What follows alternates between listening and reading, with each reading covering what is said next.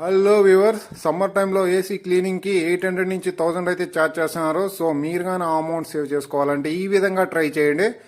Coil చూడండి ఏ విధంగా dust అయితే పట్టేస్తుందో ఏసీకి. సో ఫిల్టర్స్ అయితే బ్లోర్తో క్లీన్ చేసేస్తాను. ఈ కాయిల్ క్లీన్ చేయడానికి shampoo, water plus tooth brush అయితే ఉపయోగిస్తున్నాను. టూత్ బ్రష్తో ఈ విధంగా స్లైడ్ చేయాలన్నమాట కాయిల్ మీద స్లైడ్ చేసినప్పుడు డస్ట్ అంతా రిమూవ్ అయిపోతుంది.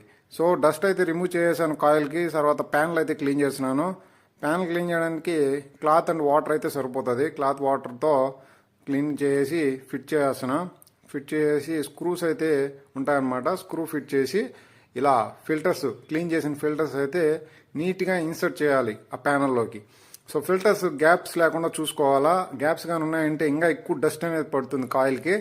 సో ఇలా ఫిల్టర్స్ ఇన్సర్ట్ చేసిన తర్వాత టాప్ ప్యానల్ అనేది ఉంటుంది ఫ్రంట్ సైడ్. సో అది డిస్ప్లే ఉంటుంది, దానికి వైర్ కనెక్షన్ ఉంటుంది. చూసుకొని వైర్ కనెక్షన్